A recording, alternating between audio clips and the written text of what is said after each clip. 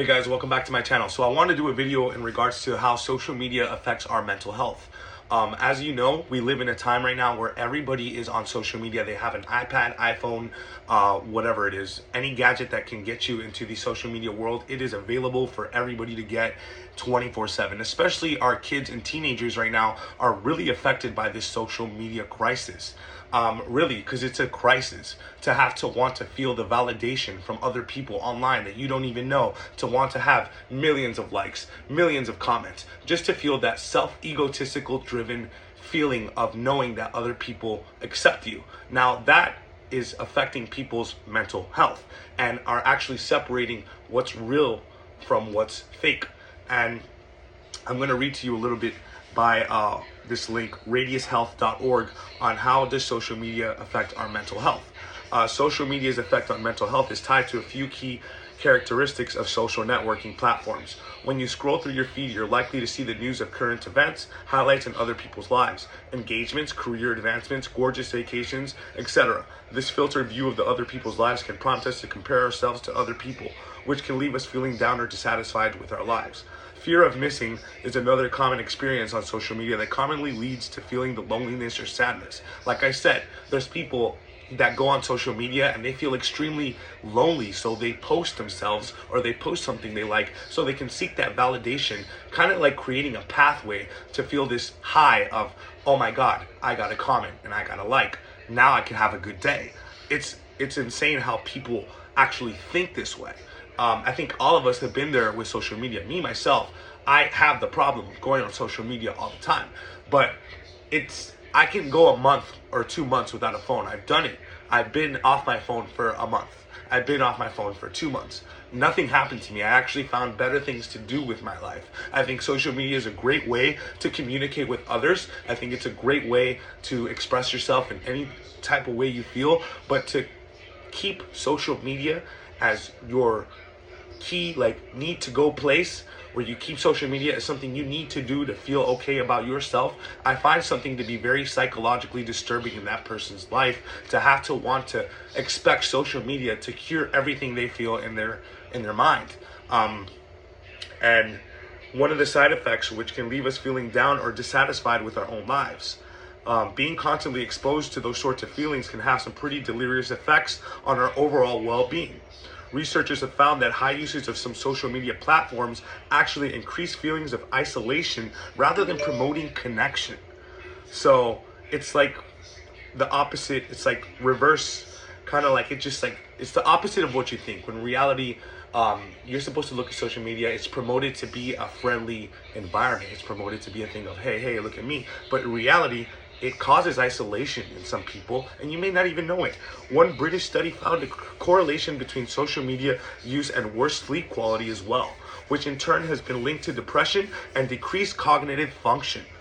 While it's difficult to determine a causative relationship between social media and mental health issues like depression and anxiety, some researchers believe that it may be a contributing factor.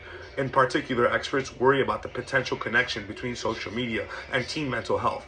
Studies have suggested that cyberbullying, poor self-esteem, and self-image issues as a result of social media usage increase teens' risk for mental health problems. Now, repairing your relationship with social media. Fortunately, protecting your mental health doesn't mean cutting out social media entirely. However, it is wise to limit your usage. Here are some strategies and tips you can employ to establish some boundaries around your social media consumption. One of the greatest things I've ever done to turn off my social media lifestyle is literally to turn my phone off completely. Tell all your loved ones you'll be okay. I'm just gonna have a break from my phone for a little bit. I've gone 2 months without a phone. I went to a few centers in my life where you weren't allowed to have a phone, so I found other things to do with my life. I use social media strictly to communicate with others and network with anybody that may be watching my shows. Whether they like it or not, I can still use it as also a place, to express myself, really, because I, at the end of the day, don't have many people. So a person like me really is stuck on social media, but I actually am aware on how it's psychologically affecting me sometimes, and how I know I should be able to stop it sometimes and not be on it all the time. I have to have at least 8 hours of the day or I'm not on my fucking phone. Sorry for my language. Now, setting limits on your usage. Decide how much you're going to use social media throughout your day.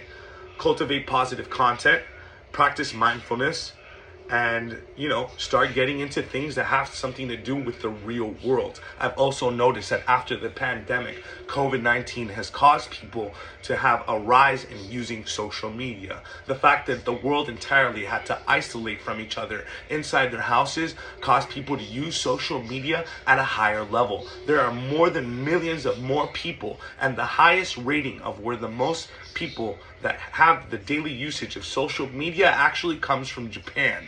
And now the United States and everybody else is starting to be addicted to social media. I feel like this is a topic we should talk about more often. I know I see it all the time. I see people taking millions of selfies all the time. Me, myself, I'm guilty of it. I've taken millions of selfies myself. But there's people that, I can't really explain how they depend on this thing to have to be okay with like, comments, or shares. And I don't get like, comments, or shares, but that's not gonna make me feel like, oh my God, I'm gonna go commit suicide because I basically don't feel like anybody validates me. That's psychotic, dude. After COVID-19, people have created this fake reality on social media. It's ridiculous. So now that when we go out to a basketball game or we go out to the park, you're gonna see somebody on their phone like this, just looking at their phone like this. Hey, okay, scrolling, instead of actually speaking to you.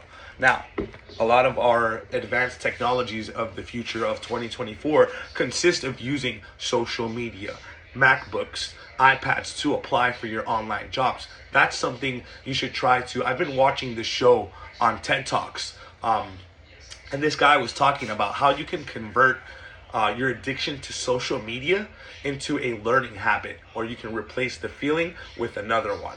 And I thought it was very interesting. And so this is part of the reason why I thought I'd share this video. Social media really is affecting a lot of the people, especially the youth. My children, my two boys, they love being on their iPad. And me and Jennifer are gonna try to get our PhD in psychology because we really want to understand how the brain works between social media, children, and teenagers. There's teenagers who just are like this all day with their phone, taking selfies 24/7 everywhere they go. I think we all have to take a step back. Sometimes it's good to disconnect. I'm not saying to completely disconnect off social media. I'm saying to put a limitation on how much you use it a day and to not let it affect your lifestyle, because at the end of the day, the internet never has anything good to say about anyone.